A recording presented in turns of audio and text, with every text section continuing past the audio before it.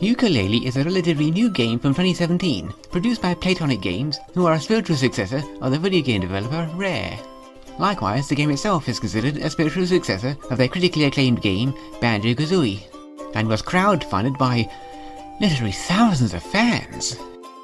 However, despite average reviews, it was also considered a disappointment by some, either expecting a game more like Banjo-Kazooiee or feeling that it relied too much on the old school nostalgia. Can't please everyone, I guess, but does the game really deserve such criticism? Personally, I never got the chance to play Banjo-Kazooiee, so I'm here to judge Yooka Laylee by its own merits, without the Banjo-Kazooiee tinted glasses. As the story opens, crowd-funded corporate creep, capital B, and his sidekick, the nefarious Dr. Quack, have set in motion their evil plan to corner the literature market by stealing all the books of the world. Makes just as much sense in context. However, as it will become clear, capital B has a rather more sinister plan than you might think, which I won't spoil. But among the stolen books is one in particular, and it just so happens to belong to our heroes, Yooka, a chameleon, and Laylee, a bat. And they're very annoyed about the theft, so they resolve to get it back. So basically, this is a retrieve the MacGuffin plot. There's really not much of the storyline, but then again, story isn't really crucial to this game. It's just there to give our quest a purpose, which is fair enough. Yooka Laylee is a 3D platformer with some puzzle-solving elements. The main objective is retrieving golden pages, which separated from Yooka and Laylee's stolen book, and are apparently sentient. As they travel through capital B's vast industrial complex, which serves as our hub world, our quirky pair must overcome a variety of puzzles and challenges to earn each pagey. Pages are used to unlock grand tomes, giving access to new worlds. There are 5 different worlds, each with their own surprises and challenges. There are also many collectibles and power-ups, most notably over 1,000 quills. Quills serve as currency, with which to purchase additional moves and abilities from a shifty salesman snake named Trouser. Interesting choice of name. There are several moves which become available throughout the game, including the ability to roll, grab things with your tongue, high jumping, invisibility, and blowing enemies away with a sonar blast. All really useful. You will even learn to fly, which can become a game breaker for some challenges, or make things easier depending how you look at it. Either way, this ability is learned near the end of the game's story, and it's great for speedy travel, especially when looking for missed collectibles. There's a lot to do in each area, as every new discovery is almost certain to lead to more pages.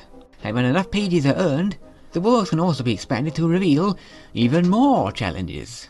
The 4th area, which is a casino, breaks from this norm. Instead of pages, you beat challenges to win casino chips, which are then traded in for pages when you earn enough.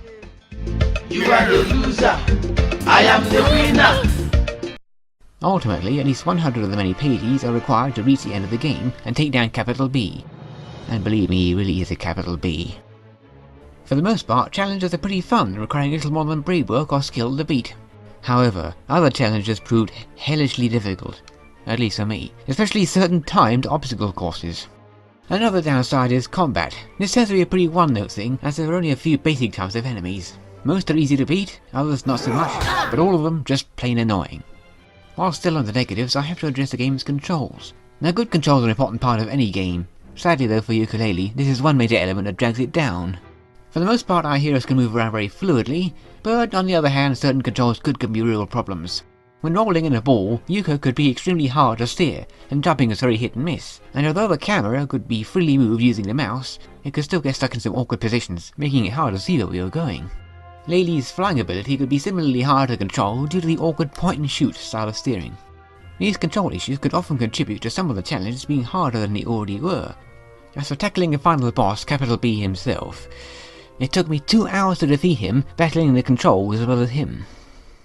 If there's one thing I can't fault, it's the graphics. The colourful scenery is simply gorgeous. There's a lush green tropical landscape, a glacial cavern with its own natural beauty, and a strange galactic ocean with a literally otherworldly feel. And while murky marshlands aren't a pleasant place, the dank mood is definitely well captured here.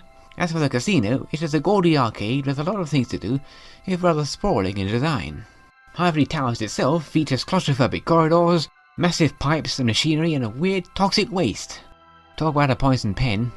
There are also a variety of bizarre and literally colourful characters, who give the game an altogether cartoonish charm. Most of them are wonderfully designed, even the ugly ones. The sound effects are mainly cartoony, in keeping with the general feel of things, but mostly atmospherics to fit the scenery, and jingles when collecting items, like pages. The sound effects have their job to do, nothing special but it's done well. All character dialogue is represented with subtitles and voice grunts, which gives an idea of how each character sounds, but it could become annoying for some people.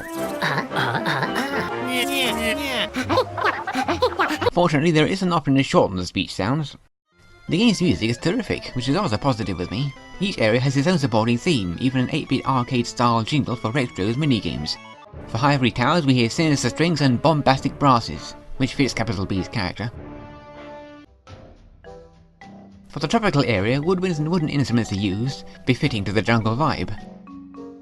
For the glacier, chime bells, which sound like jingling icicles, and shivering strings for the impression of coldness.